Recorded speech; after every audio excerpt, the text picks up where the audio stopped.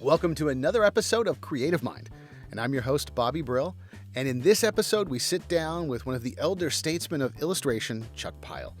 And Chuck really is one of the most intriguing, fun to listen to, fun to talk to artists you will come across. And Chuck's been doing this, I hate saying it, forever. And in this episode, we spend a lot of time talking about how you work as an artist. You can learn the skills, you can learn the trade. However, you got to get paid, and you got to get paid regularly, and what that means and how you build your business. And that's part of something that Chuck at the School of Illustration and a lot of other departments at the Academy really focus on. So if you're listening with intent on this episode, please grab a pen and paper, jot down some notes, because there's some great stuff here. If you're just listening to hear two people talk about great art, great illustration, you'll enjoy it. Chuck has stories to tell for eons. So Chuck Pyle, Master Illustrator. All right. So here we are, Mr. Chuck Pyle. Well, hello, Bobby. So tell me, the horrible easy question, why did you want to become an artist? I didn't have a choice. I think if you talk to most students in art school and most of us who have had careers in the arts, we really didn't have a choice. You knew from a very early age on that you got called. And well, how does that, early age, what are you doing? Are you sitting there and just throwing your toy soldiers away and drawing pictures of them? What does that mean for you? It means that I would rather sit there with a box of crayons and paper and draw things out of my head or from whatever was around me, tell stories with whatever I had, entertain myself from a very early age. And it was what gave me an identity in school. It was what got me positive feedback. It was what made me genuinely internally happy. And so one thing leads to the next, and very soon you realize, oh, there's an inevitability to this that I am not going to be able to step in front of and get away from. And so now what are you going to do about it? And I like to eat, so that made some other choices happen, and some people that I admired. There were some illustrators that I knew of, and political cartoonists in particular, that I really admired in my limited aesthetic exposure where I grew up. And I admired what they did. I admired the influence they had, and I resonated with the message that they put in their artwork. So I sort of drove where I was going to go with my life after I got out of art school. So where did you grow up? Because you're saying you grew up, it wasn't someplace that had a lot of culture? I grew up in Bakersfield.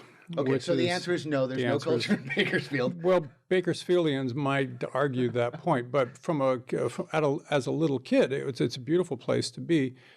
If the muse is speaking to you, it was not at that time a place where you could look outside of yourself and find those influences. There weren't art museums, there weren't galleries, there weren't art classes that you could take outside of a high school art class that really fed you, and just because it wasn't valued. And I think unless you're lucky and you're in New York and you go to high school for the arts or similar schools, for a lot of us, there is an emptiness there that, until you actually go to some place like art school, you have a hard time finding out where you fit, because those muses the other muses aren't there to back up the one that's telling you, hey, you really need to do something with this.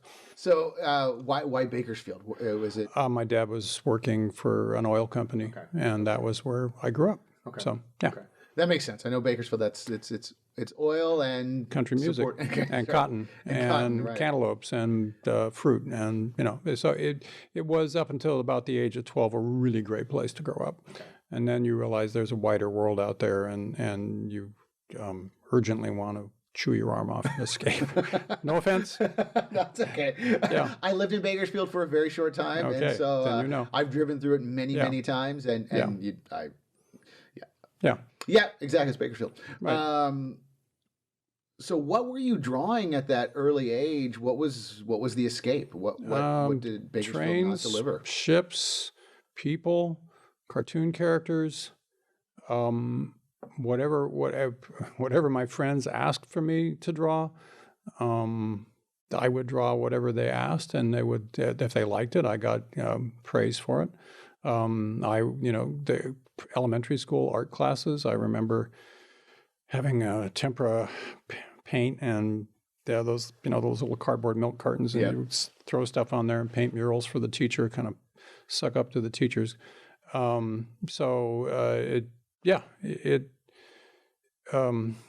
Ironically, inside that envelope, as much fun as it was, I knew there was something that separated me out from everybody else, and it made me both distinct from and kind of special. And I wasn't Slightly weird. no, not even slightly. But there wasn't a path out of there that I could see past high school that meant that I might actually have a life practicing that. The UC system, if you went to Cal, you were going to become an abstract painter or a sculptor or a printmaker. If you went to Davis, you had, maybe if you were really lucky, you had guys like Wayne Thiebaud and Robert Wiley to mentor you some, but it was strictly a fine art approach. Right, like was it Cal State Long Beach back then was the big photography school? Yeah, it might have been. My parents looked when they realized that this was Not going away? Not going away. They did look into. So they introduced me to the one illustrator, commercial artist in Bakersfield, and I went into his studio, and he had been faux finishing wood grain on cabin doors. And So the illustrator, the Yeah. quote unquote illustrator, Right. was the somehow this guy ended up in Bakersfield, and to make ends meet, he was painting faux wood grain on hollow core doors for somebody's cabin up in the Tehachapis.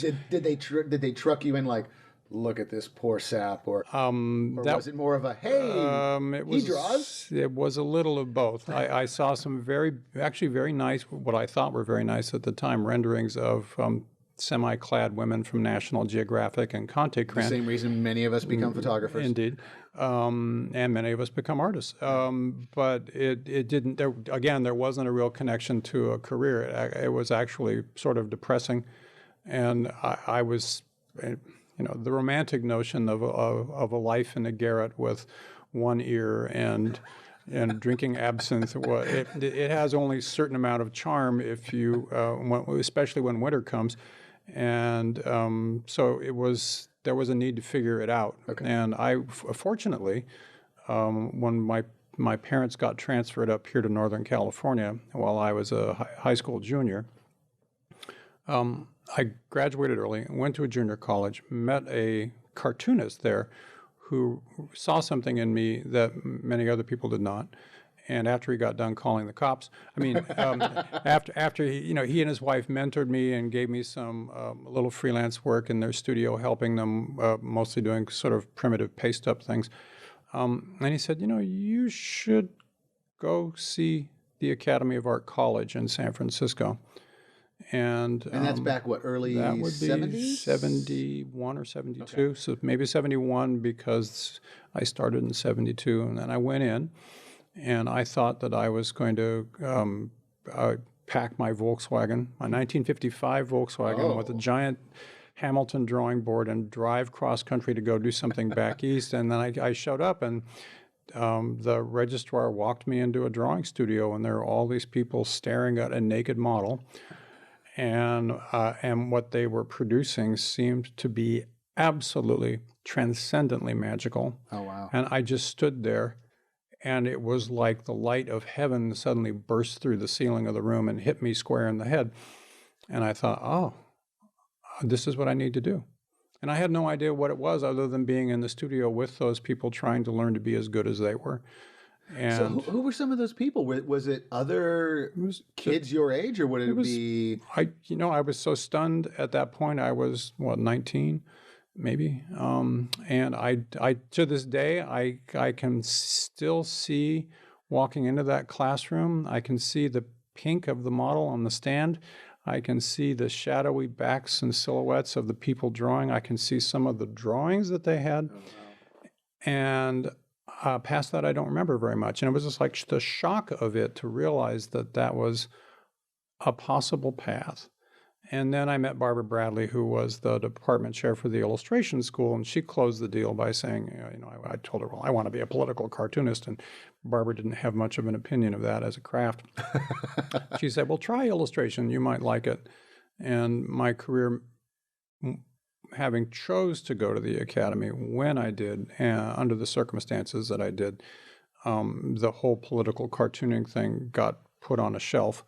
And I became an illustrator, under the tutelage of a very small cadre of really passionate Bay Area illustrators.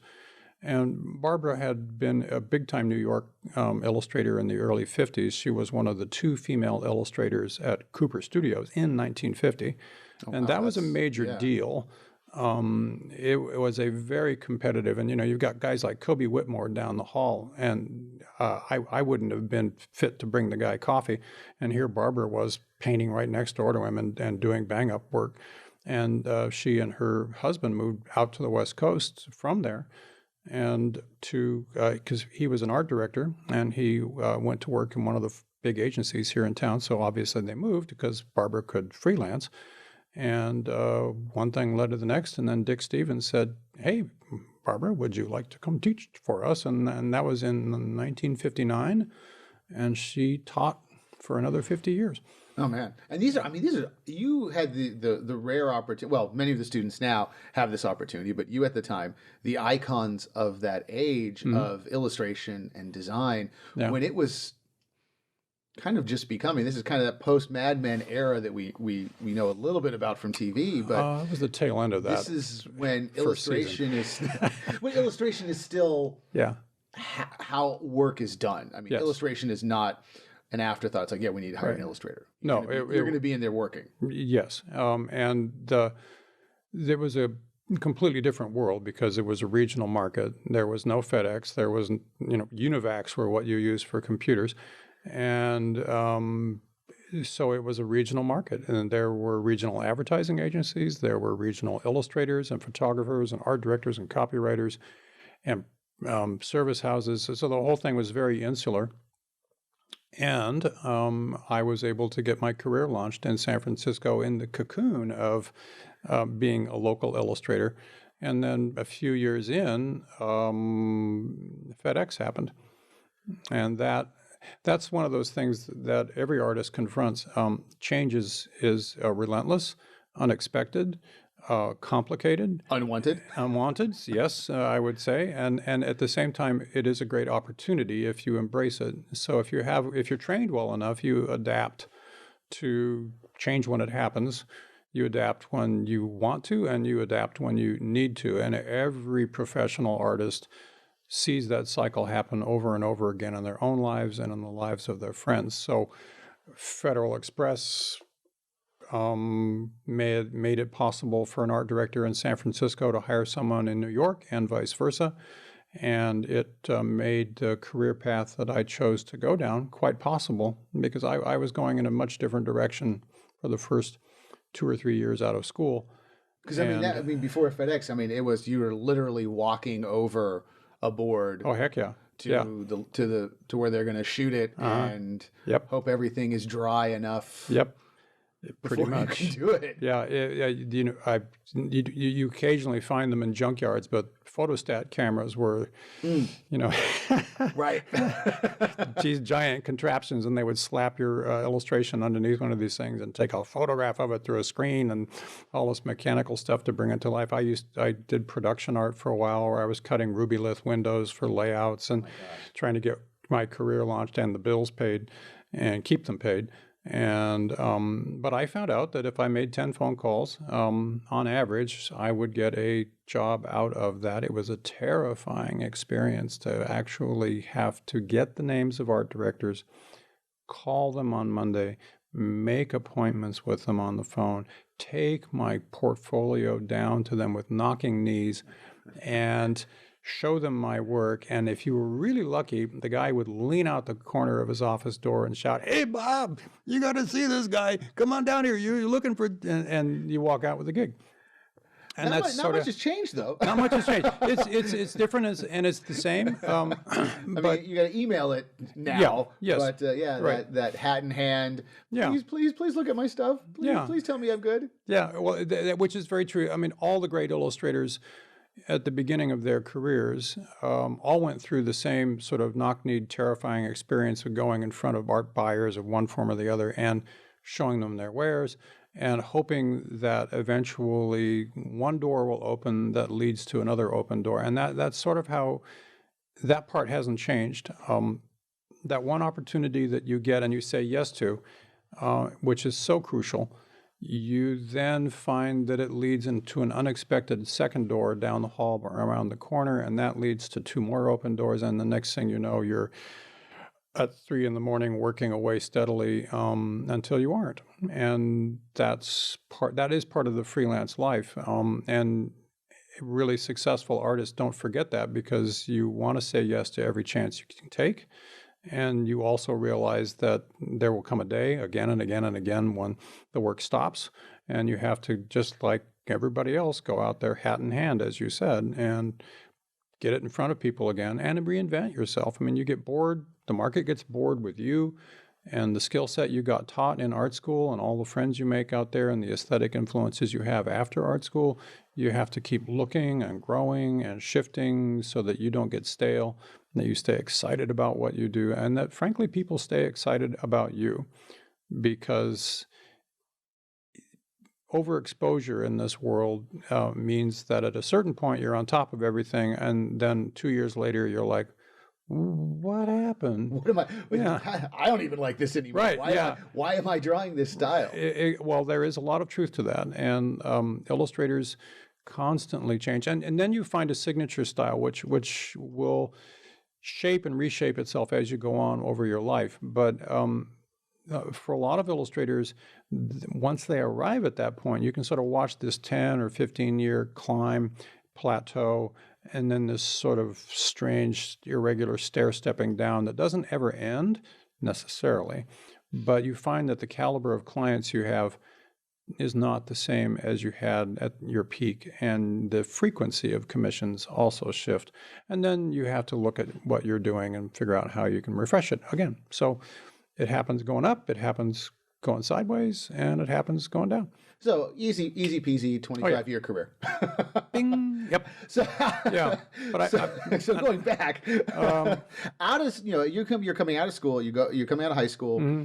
You're going into what is the beginnings, the primordial ooze of the academy, when it was the art college and really kind of getting on its feet, or established, but not what it is today, where it's this biggest school in the country. Yeah, it was one building. Okay. And and each department had a chunk of a floor in the building, and the executive office was next to the dark rooms at the top of the building, up under the mansard roof. I mean, it was really, it was quite. The nice thing about that school is that it was incredibly intimate. The bad thing about that school, it was incredibly intimate. So your soft people skills had to be really good to survive 4 years there, and your art skills had to get really good, and everybody was aspiring to that. So what would you say was your style at the time, or maybe not necessarily your style, but I know when you're in school, you don't have a style. It takes a while, as you said, to kind of develop a style, because in school everybody's, we're all copying off of somebody. We're all there's already, I want to be like this person, so I'm going to try and draw like this person because that's the person I've copied or emulated the most. How in school do you start figuring it out what it is your style or what you like doing? That's as someone who teaches here, I have to say it. In the trends come and go. Students all come in with pretty much the same aesthetic background that they got from what they read or played or watched when they were kids. And then the question is, how much can we as faculty and encourage students to find other influences outside of what they came through the door with, and pry gently that the focus of that, to open that aperture up enough so that a lot of new stuff can fall in. And some students don't ever actually achieve that, and they go in doing one thing and they leave doing what that is at a much more sophisticated level. And some students completely reinvent themselves, and some students become carbon copies of other illustrators who are out in front of them, which is.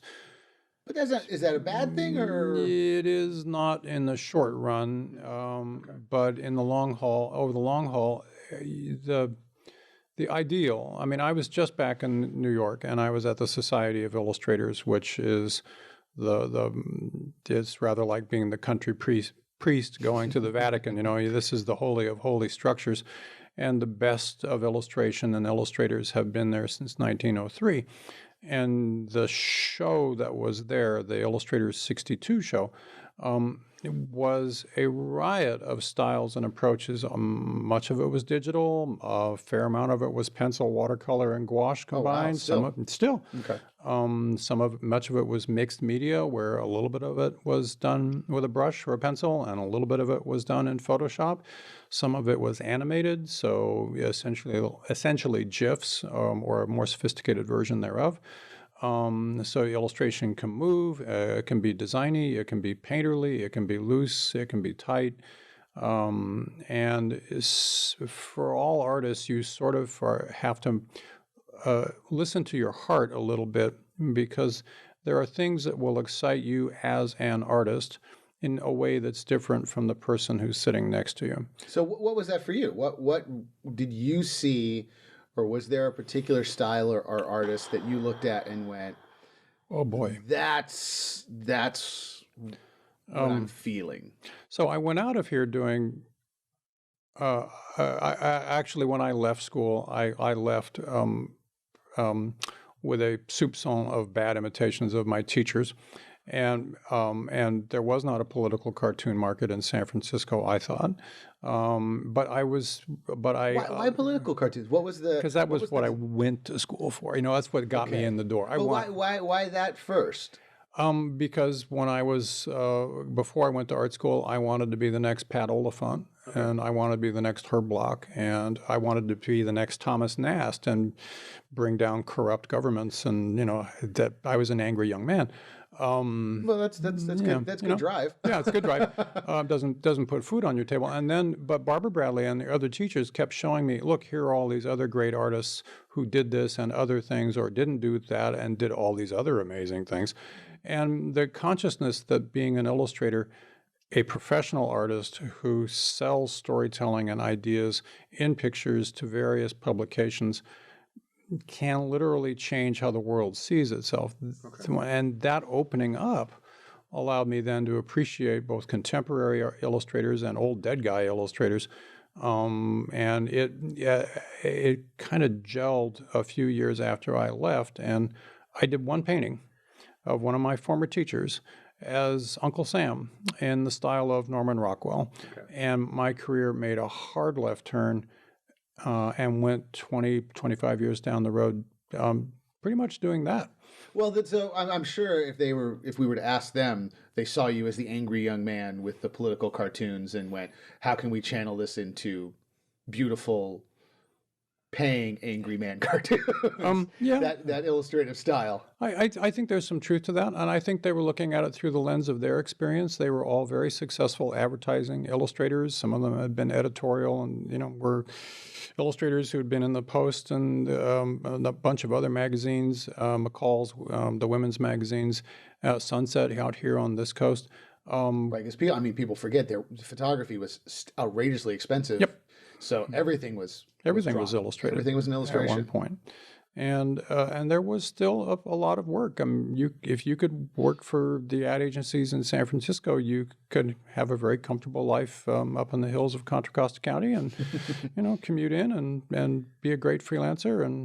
And so they were trying to share with me what made their artistic lives be successful. The possibility the of being a possibilities. real working Yeah. artist. And that's a good art school does that to you. A good art school says, hey, kid, you have this gift. Look what all the things are that you can do with it. Now we're going to teach you how to do certain things with that gift to make it be better at communicating ideas and compositions and technique and all the other the business practices of things. But you're still that artist. And what we're doing is we're just sort of adding things onto it to make who you are come out better and be seen better by the people that have money to spend on you as an artist. And so they were grafting these things onto me, and as a consequence, I developed a deep and abiding love for the master illustrators of the 20th century. I used to even teach history of illustration here at the school, and I have there was a San Francisco columnist named Herb Cain. And I always admired his work because he always seemed to be walking into the future looking backwards. I mean, he was celebrating old San Francisco right there with new, as though the 1940s San Francisco was side by side with whatever was happening in the 70s and the 80s. And that was who I became as I realized more of my potential as an illustrator. I like telling stories. I like doing costume dramas, bringing people back to life from the 1920s and 30s and 40s and 50s, and doing narrative stuff that conveyed a scene, an idea, a mood, and with models and props. And I have a costume closet down in the basement of my house that will probably go to the Smithsonian after I die. I mean, it's just one of those things where as an illustrator, one of the things that happens is you get some recognition for doing something, and one job leads to another job, and you may have 2 or 3 different approaches to doing things, but the market will start to gravitate towards something and reinforce something at the expense of other things. And for me, it ended up being an oil painter, illustrator on board or canvas for a very long time. So that's interesting because that's interesting in that, from what it sounds like you're saying, and I've seen this in some of the work I've done, and I've seen it with other people that I've grown up with and people I followed. It seems like that here's what I want to do laid out in front of me. Here's my choices. And then at the most base, here's what I'm going to pay you to do. Yeah. And oftentimes it's the opposite or something very different, what someone's going to pay you for versus what you want to do, that it starts to, would you say, happily influence your style?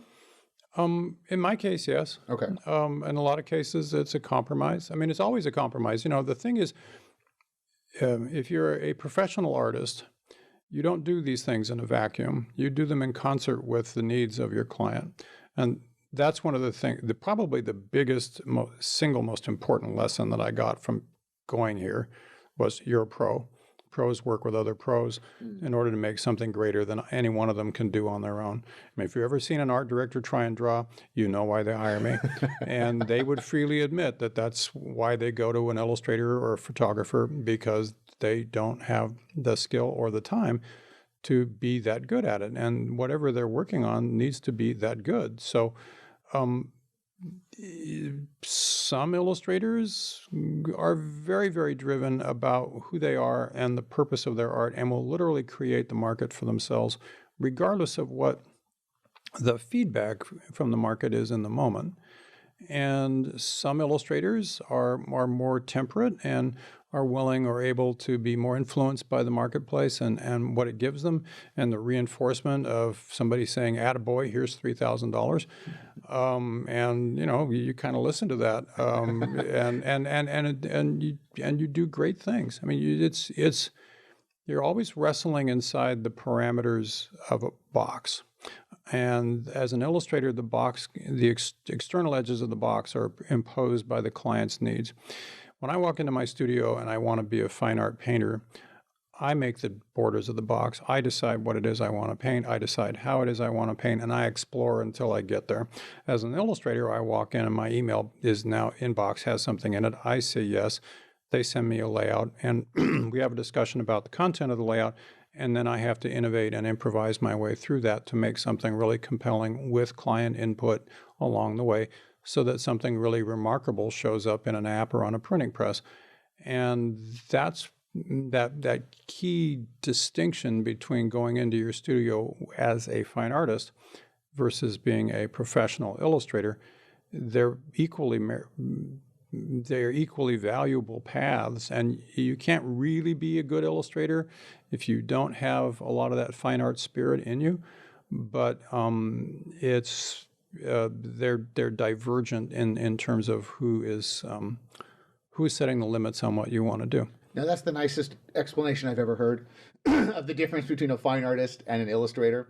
Because it does seem, and correct me if I'm wrong, that I don't want to say the word animosity, but it does seem like there's fine artists and there's illustrators, and there's kind of a love-hate or hate-hate interaction between the two where, no, I'm a fine artist. Yes. No. Oh, you're a guy who found a Loomis book and you draw circles and rhombuses. Oh, I've been outed. Oh, Loomis book. Oh, God.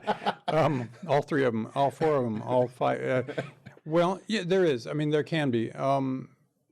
And some of that goes back to the 1930s and the bifurcation in American art based on what came over from France. And in fact, you could take it all the way back to the early teens. I mean, if you look at the Futurists and the Italian supremacists and the Brancusi sculptures and the Armory show in 13, and which had a lot of San Francisco illustrators in it, believe it or not. But there was this art for art's sake thing, and art as a non-objective experience. It was more about emotion and experience and mark making, and it just increasingly got driven down that path. And after the war, when the Art Center tilted from Paris to New York, and folks like Klee and Jackson Pollock and de Kooning all divorced themselves from the need to, and in fact, actively divorced themselves from the idea of making a picture have readable content. That was when illustration and fine art split. And ironically, for many decades in the United States, if you wanted to learn how to draw, you went to illustration school because that's where the remaining teachers who understood perspective and anatomy and form and color theory, that's where they ended up being, because those infamous back of the matchbook. Can you draw this turtle and this pirate head? Yeah. You could be an artist too. You can be. And in fact, the guys that ran that school, that founded that school, were people like Norman Rockwell and Albert That was a real school? Yeah. Oh, really? Oh, heck yeah. It was art school by mail, and they would critique your work by mail. I have friends that took classes from them. Gosh. Long after the Dorns and the Rockwells had left. But it was the repository of those more traditional painterly skill sets. And one of the nice things I have to say about the Academy is both Bill Mon and Craig Nelson come from a strong illustration background and can draw and paint with the best of them. And so the fine art program is the byproduct of the philosophy that you can and should be able to draw and create spatial depth and use color and brushwork to put something over visually. And should you wish to move beyond that into abstraction, you have that skill set along with you to utilize when you want to. So that there's much more of a figurative path in the fine art department here. Right. And so, you have to choose which path resonates with you. And I have a lot of friends who have gone down the atelier path for training as artists, which goes back to Bouguereau and the whole 19th century French academic tradition. That's for the non-artist. That's a picture hanging in a gallery and cheese plates and wine and a large price tag. Right, a large price tag, and it's oftentimes naked people or people clothed in Grecian gowns. But you would think that if you looked at it, they might blink, because they're that finely painted and sculpted into the canvas that illusion is there. You can't do that as an illustrator on that scale, because you just simply don't have time on a deadline to do it. But there are workarounds for that. So in a way, the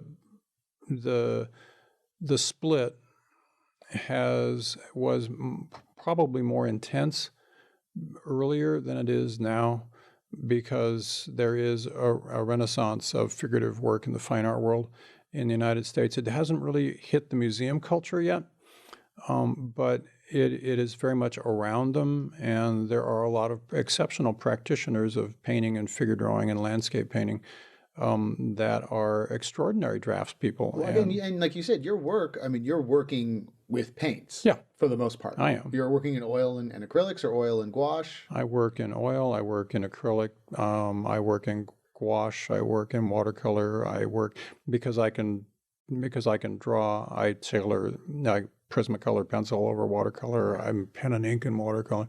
It depends. It's you're an artist. Yeah. Which I know that's always a hard thing, I think, for people who are supporting an artist or supporting somebody going into art school, where they look at something. You go into a museum, and I remember going into a museum when I was a kid and older, and it was like, I don't get it. Yep. And then as I got interested, it's like, well, now I get de Kooning. Yeah. Now I get.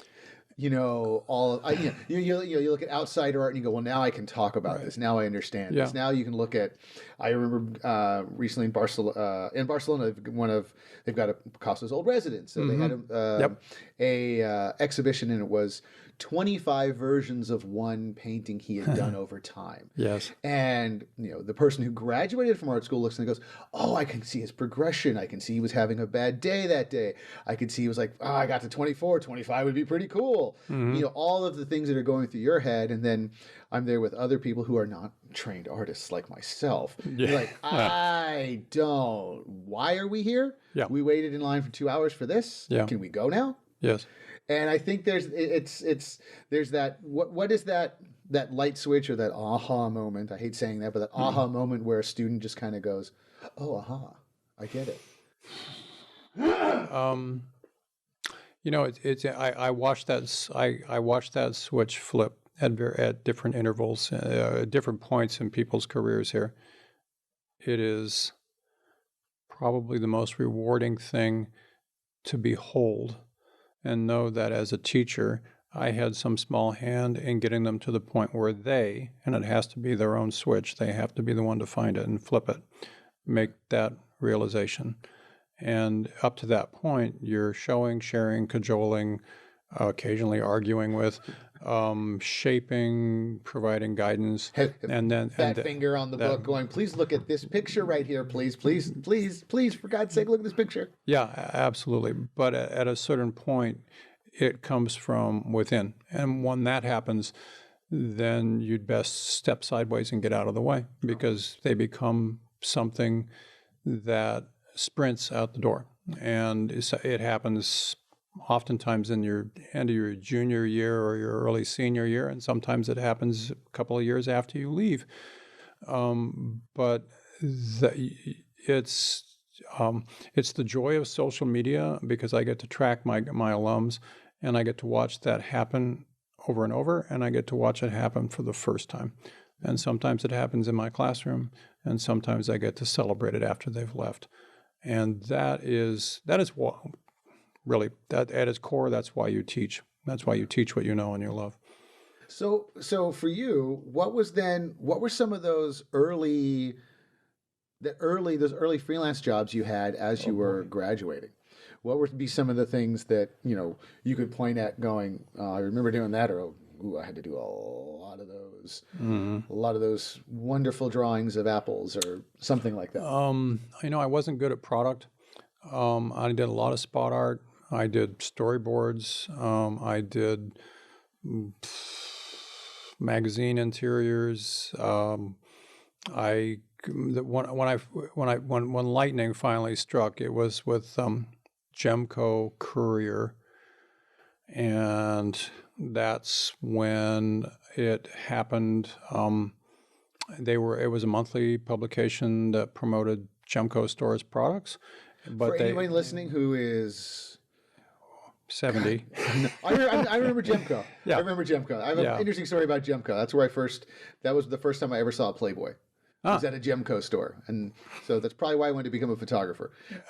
Yes. I have to cut that out because that when you go out on you can't. We'll cut that. But yes, I remember Gemco. It was like a Walmart. Yeah, pretty much of its day. It was a department when a department store existed. It was literally everything under one roof. And the art director was someone who fancied himself to be the next art director of the Saturday Evening Post, and he was a brilliant art director. Wow. He gave us a lot of rope to, go hang ourselves with every month, and we didn't have to put products in. We didn't have to. It was the 12 months of the year, and they were seasonal.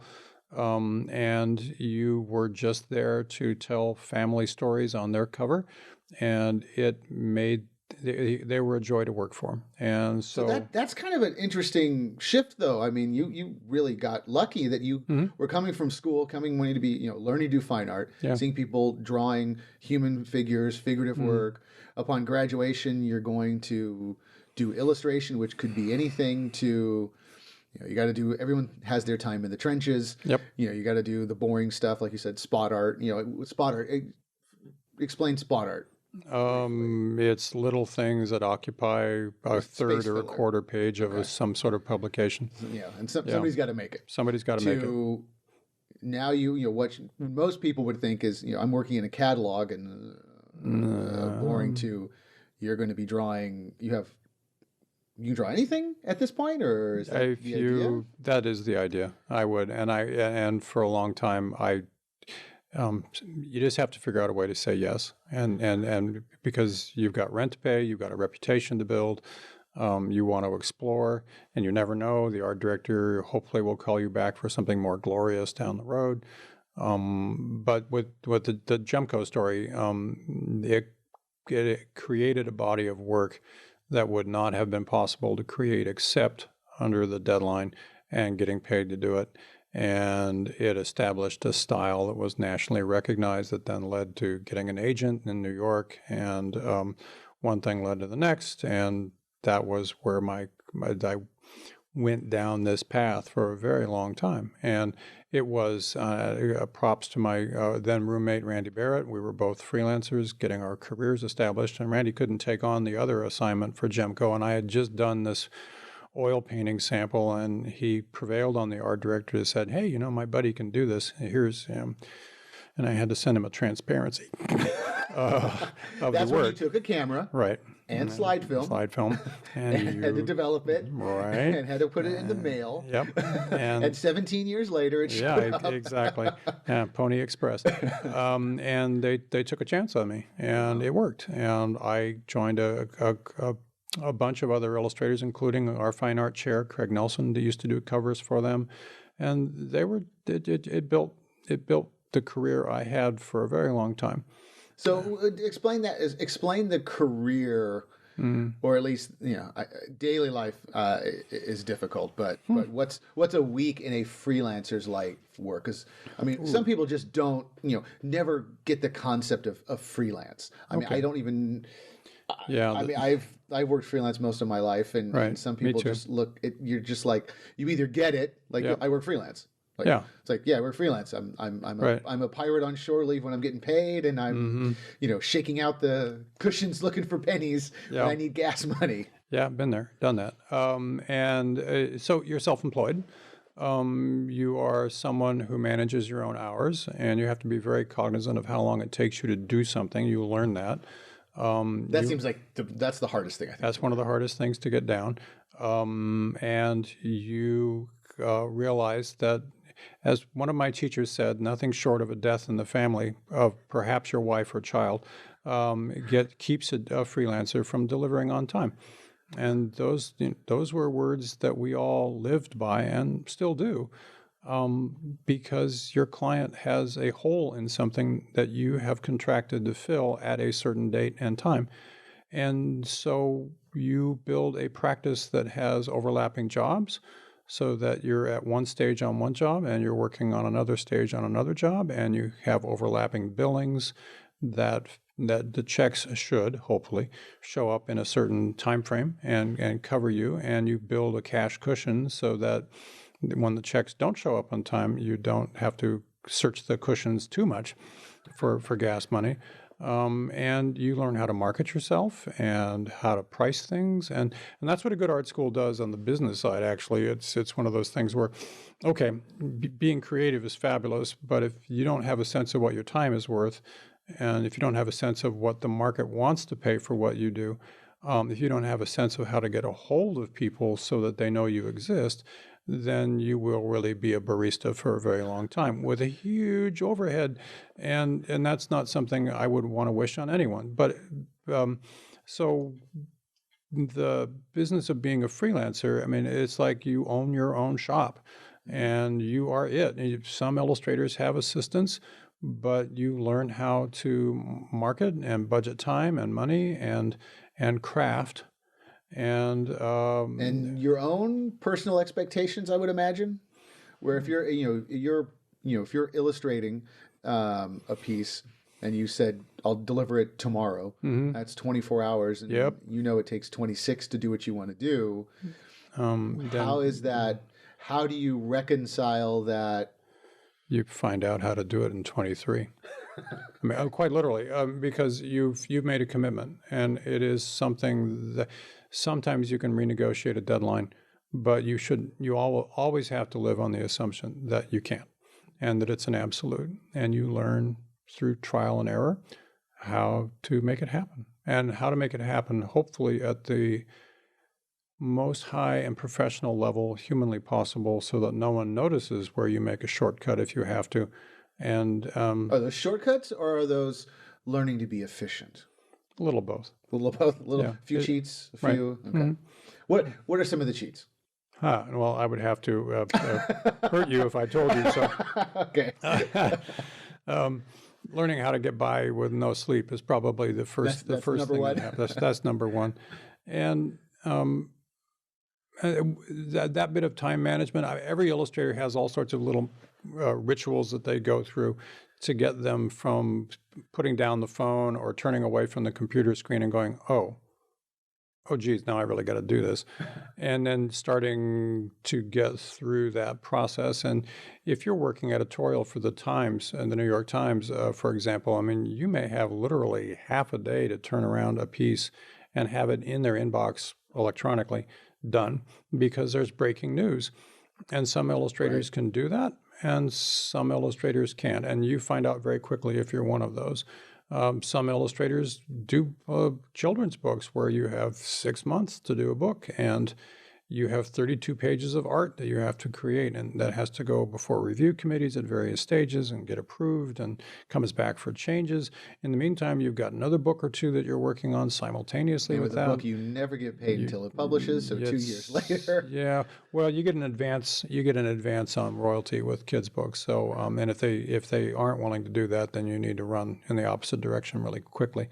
But as an illustrator, if you're not doing children's books, if you're doing something for a magazine or an ad, yeah, you're right. And once all the ads have been sold and the money's coming in the door, then you are in the queue with everybody else to get paid. And, you learn to deal with it. I always knew that if it came out of New York, 90 to 120 days out, I'd get paid. I could bank on it. And if I was working for somebody locally, 35 to 45 days, I get paid. And I could bank on it. And you sort of manage your cash flow knowing that under these circumstances, it'll be around there.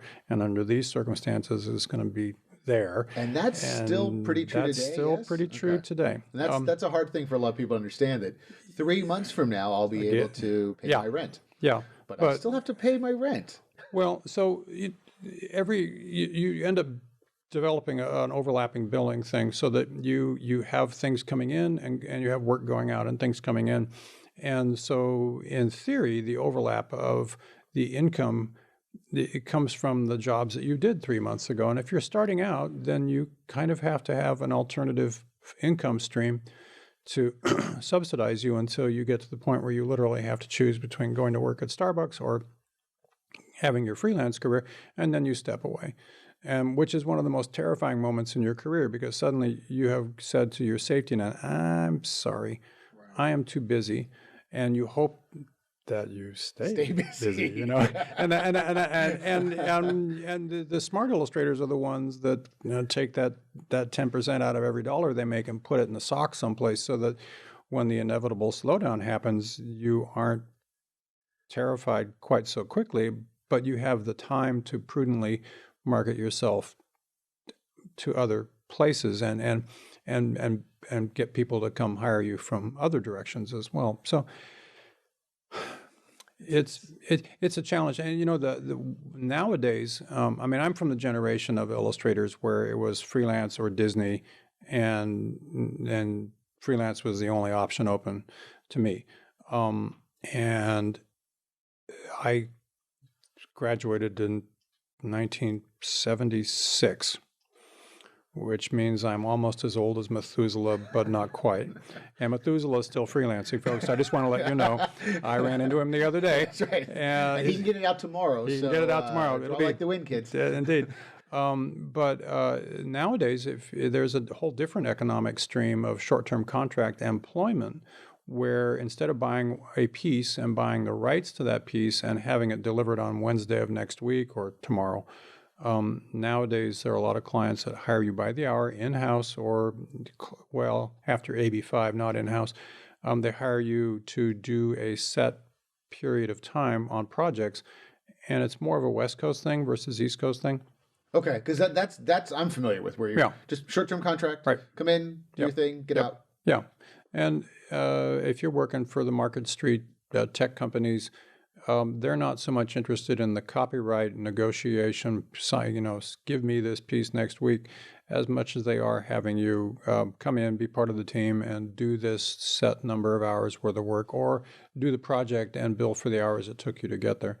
And that's a different MO. I mean, you're worrying about your billable rate and what that is, and some illustrators even work as part of a subset of like a contracting firm that goes in and says, well, I've got 6 people, and here are the other 5 and this illustrator, and we're going to come in and you're going to hire us to do this project, and all the billing goes through the subcontractor out to you, and you may be working in a Market Street company's building, but you're actually getting paid by and working creatively. You're working for that company, be it a Google or a Yahoo or Airbnb, but you're beholden to the subcontractor that's innocuous name, right?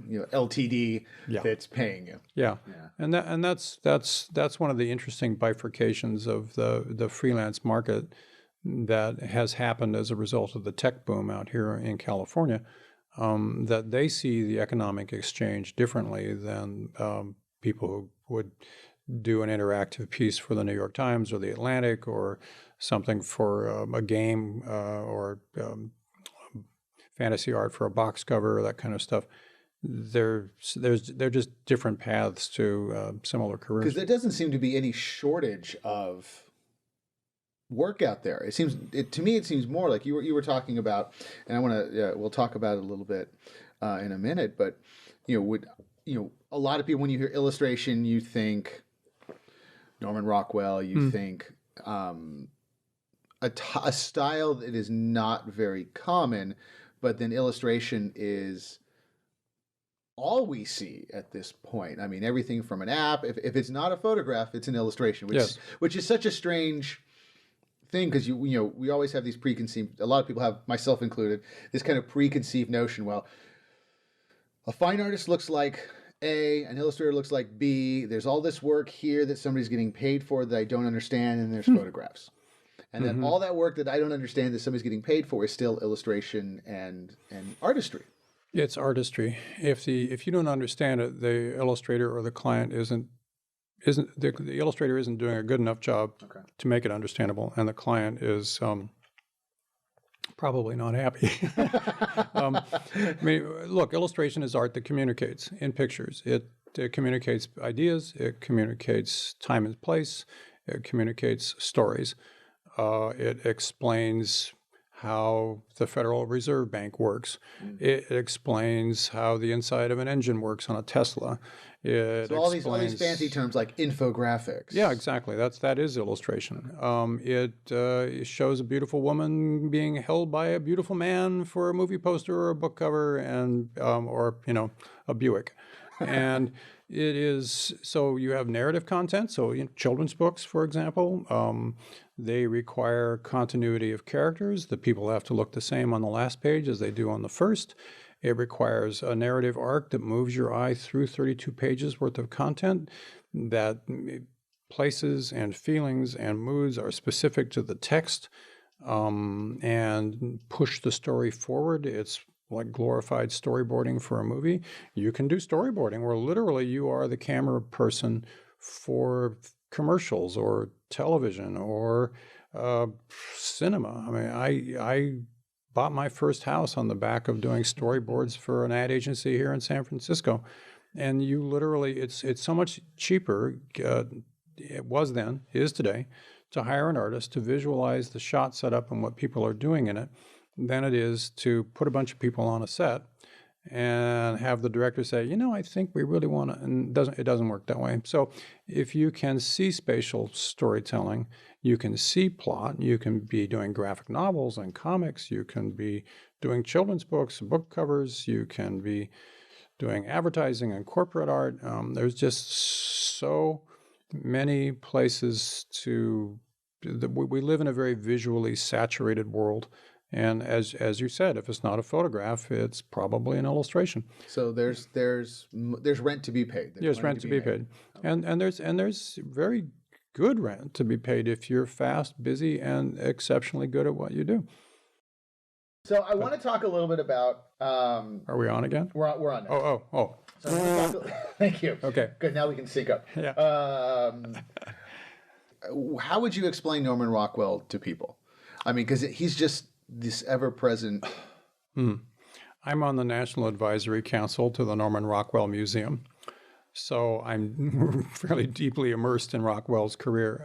He was the foremost storyteller of the American experience in his day. He's the foremost storyteller of the American experience in his day.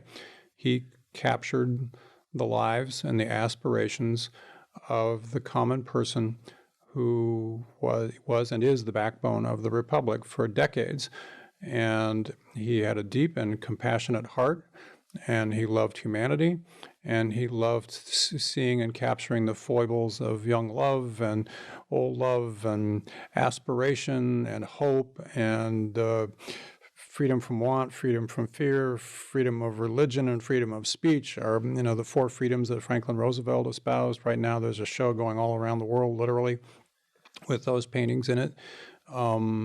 He was he was also a deeply driven and gifted draftsman and painter, and very motivated to always do better with every painting that he did than he did before. So he was a very restless spirit in that regard, which gave him a career from the early teens all the way out into the late 70s. Yeah.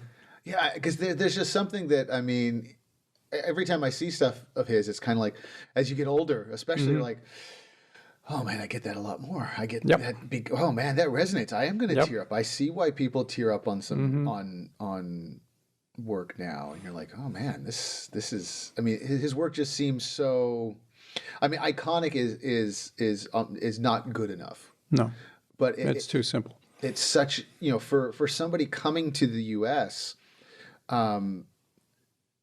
how important is his style and is it his style, or is it what you just said? Is it him as a father figure to all of us modern illustrators? I mean, how would somebody who's not from America, basically, to understand and wrap their head around someone like Norman Rockwell?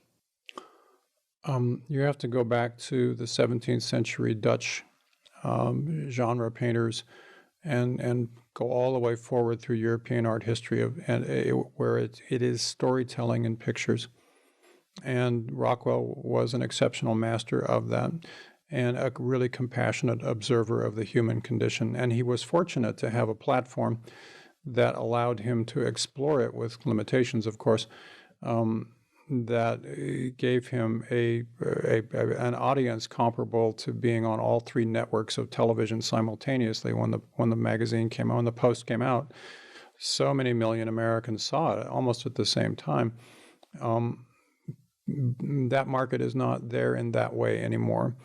And if you are coming from a different aesthetic fountain, if you come from Korea or China or Japan, and the aesthetic that you have drunk deeply from growing up is not a Western painterly aesthetic, you have to find who you are inside that milieu if you want to go back.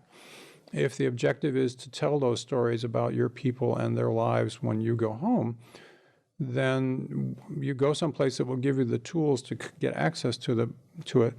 You don't have to be a painter like Rockwell. You have to be an empath. You have to be able to care. And you have to really be able to look at the human heart and the human experience and distill it down into really meaningful pictures. And there's a reason why guys like George Lucas and Steven Spielberg collect Norman Rockwell paintings, because they are, in the American cinema genre, some of the foremost storytellers of our time. And they appreciate what Rockwell did. And if you look at his work over the arc of his career, when he was in his 20s, he was technically good, but he was also in his 20s. And his stories reflected someone who had had the life experience of someone in their 20s. And I think, Bobby, the reason you were talking about your response to these things as you've gotten older, you can only paint and draw what you know, and you can conjecture as being what's possible. And as you mature and you have more life experience, your perspective on all these things change because you now have life experience, as did he. So this storytelling matures. And I think that for illustrators and storytelling artists, that arc is lifelong. And as long as you have the ability to put your brush or your stylus to on a Cintiq, that part continues to mature because you now have the ability to, you have the experience of being able to look back at something and say, I remember that. Or I'm experiencing that now, which when I was 25, I could not have known whatsoever in any way, shape, or form. And the depth of that storytelling, it's not style dependent, it's empathy and observation dependent. And then the platform you put it on, that's yours to find and own. And to Rockwell's credit, he found it, he owned it, and he continued to hone it as he built his career for so many decades. Yeah, because there's something. I mean, even now, the stuff is equally dated as it is otherworldly. When I look at it now, as I'm 42, and I was lucky enough. My mom was a teacher, so I was looking at this stuff early on. I'm like, yeah, this is great. I recognize that Rockwell is great. Yep. There's no argument on that. And then as you get older, and like you're saying, you're looking at this stuff, going, oh man, this is brutal and beautiful, and yeah, it's just, is that, would you say that he is the artist to follow, or the artist as far as there's something there that everybody can pull from? I think there's something there that everybody can pull from. I also think that there are illustrators who, quite frankly, Rockwell would, other than the technical facility, have very little emotional connection with, and that's taste. That is why when I walk into a class, one of the first things I talk about is that your value as an artist is how you individually see the world. We all look up and there's a blue sky, but every one of you sees that blue a little differently. Okay. And Rockwell saw it differently than Leyendecker. He saw it differently from Wyeth. He saw it different from Howard Pyle. Who's no relation to the best of my knowledge. That gave them their place to stand. And part of it for illustrators is finding those places where you can stand to tell stories the most powerfully that you can. And it's a very long time search for a lot of artists because you wear a lot of different hats when you're young, and you throw a number of them away. But it's getting at the who am I and how do I empathize with the world. And Rockwell had a way of doing things that has stood the test of time as a storyteller that many of his peers didn't. Okay. And you can look at them now, and I'm part of a group that does look at old illustrators pretty regularly, and you go, oh, that's really great, but it isn't the same. Yeah. And it's a good thing, I mean, they had very good careers doing what they did, and it was just a different path for them. Yeah, it's interesting. I know, as you know, I work primarily in video, and then every time an Instagram post or something comes up where you see the photographs that he directed, then the painting, and that was not uncommon. Everybody did it. Still do. And but you look at that and you look at the finished work and you're just like, oh man, I'm never going to be that good. You may never be that good, but you have to live into the idea that if you work hard enough and long enough, you might be.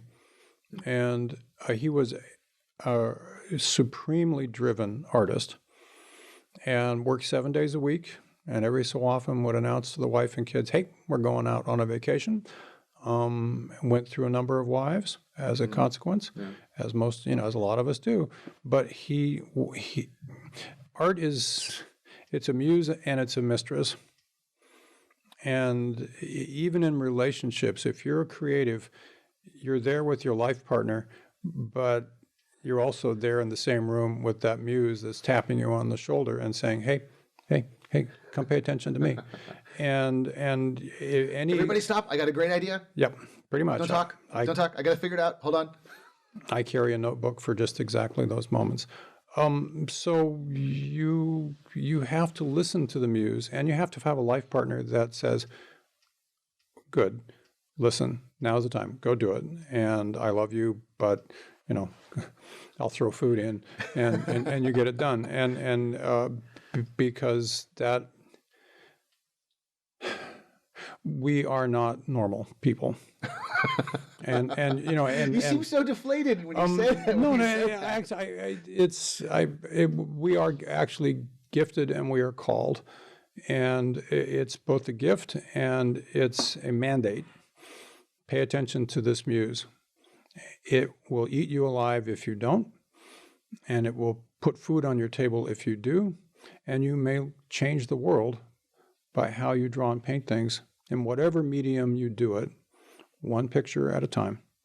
And it could be something as tattoos, it could be comic books, it could be editorial, illustration, children's books, apps, illustration that moves. I mean, there's just so many different ways of doing it today. But you have to feed the muse.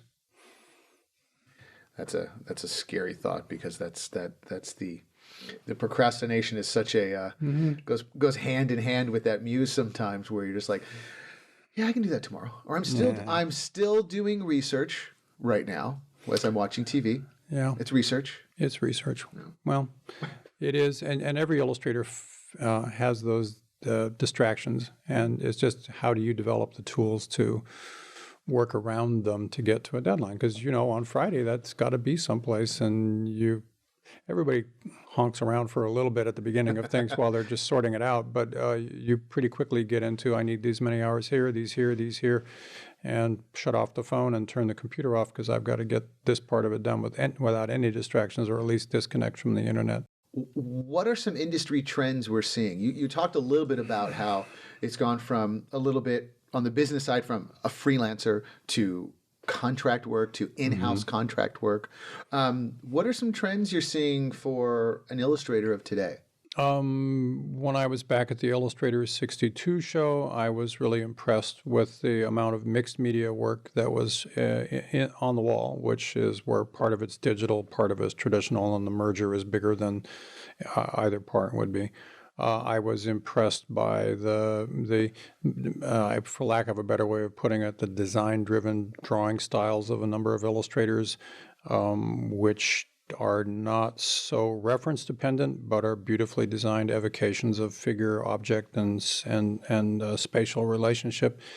The mixed media stuff, I mean, that I've seen that a lot too. That seems so like it came out of nowhere. It seemed like, and maybe it was like there was mixed media. You know, when I first think of mixed media, and when I was in school, it was you're getting a bunch of stuff from magazine clippings and gesso and everything you can sweep up off the floor and slapping it on a board and calling it mixed media and hoping somebody believes it. Well, and now mixed media is. Well, certain parts of the job you do on your drawing board or an easel, and then you port those over into Photoshop, and you do things to them in Photoshop. And the merger of what you do digitally with what you did physically makes the art be more distinctive and individual than it would be had you done it either way only on one platform. It's also faster. It allows you to create visual looks that would not be possible with just a paintbrush without unless you have days and days and days and days to do something, and maybe not even then. And the design drawing part, it's a style of drawing things that is more designed and less dependent on replicating and idealizing something that you have in photo reference or from a model in your studio.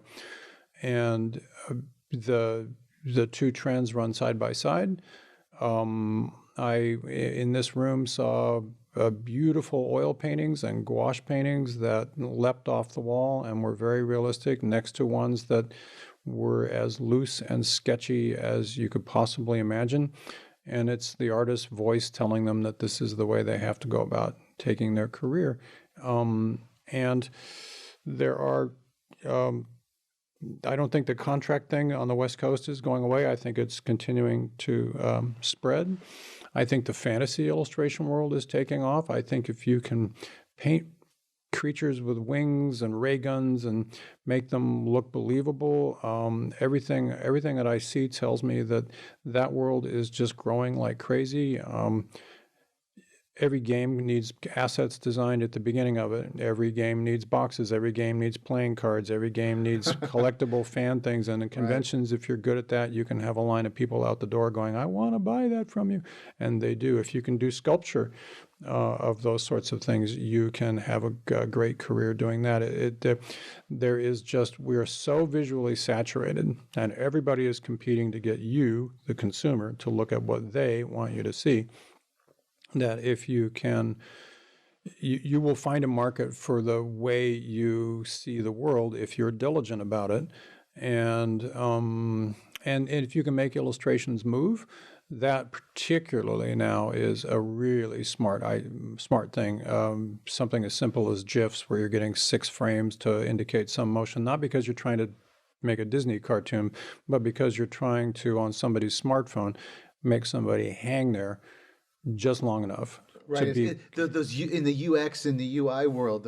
That small motion graphic. It's almost not even motion. It's like 2 frames. Yeah, and that persistence of memory lapse is so big. It seems like now. Yeah, and it's eyes on page time. You know, your client wants the consumer to pay attention to what's on that page longer than they would anywhere else, so that you don't keep scrolling. And so if you can add a little motion to it, then they stick around longer.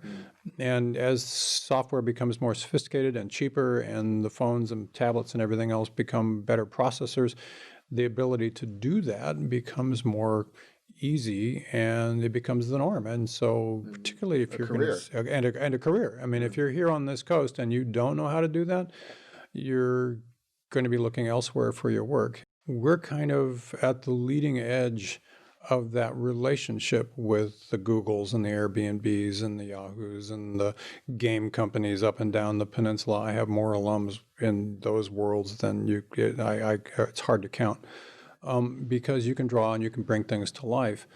And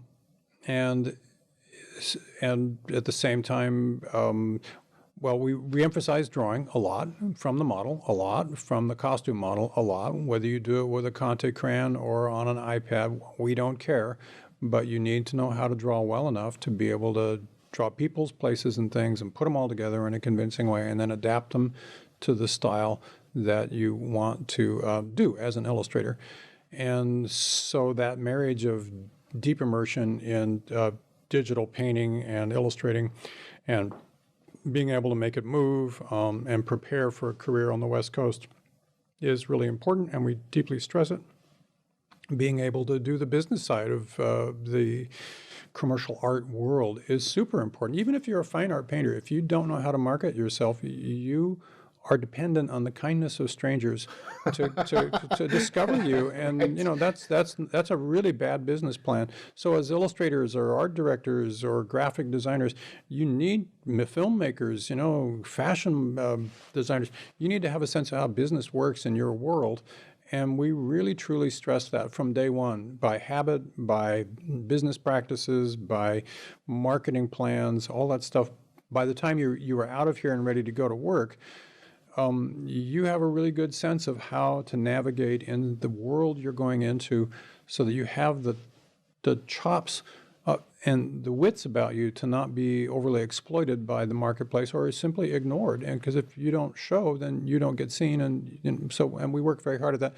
We teach people enough traditional skills. We teach deeply the idea of storytelling and ideation skills, so that you're bringing ideas to life and exploring them very deeply, which is so incredibly important in a world where you may have literally the blink of an eye to grab a viewer's attention and hold them there long enough to make a decision. As an illustrator, our job is to reach out from that phone and grab that viewer by the eyeballs and say, wait, this is important. And to be able to make that happen in a compelling way, we teach that skill at a really deep level. And you can price it when you go out the door, and you know how to deal with sales tax and income tax and marketing. You're not going to starve. The idea is I want my graduates to turn around in line at Starbucks or Blue Bottle and say, hey, Chuck, let me tell you what I'm doing. And by the way, I want to buy you the most expensive coffee drink in the joint. Now, I can listen to Chuck for hours, and we spoke for at least another hour, but fortunately we cut it because it was just me babbling and being a fanboy of some of his work. But if you want a real treat, if you're a film noir fan or a mystery novel fan, go check out the imprint Hard Case Crime, a bunch of covers Chuck did, so those are really cool to see. In fact, I am upset that I had a couple at home that I didn't have them autographed for me, but the next time I see him, I'm going to bust into his office and have him sign them for me once we are out of this silliness. But if any of this resonated with you, if you are interested in a career in art, design, illustration, then please reach out to the Academy and get some more information, because as more and more art and design career opportunities are on the rise, even in this time, employers are always on the hunt for the next generation of talented and skilled creative professionals. And at Academy of Art University, they teach the work-ready skills that employers want. You can still study on site in downtown San Francisco, and as always, anywhere in the world with online programs. To request info about our 40-plus areas of study in art and design, including game development, fashion design, photography, illustration, UX design, and more, visit our website at academyart.edu/creativemind. And please, don't forget to subscribe to this podcast so you never miss an episode. Thanks for listening.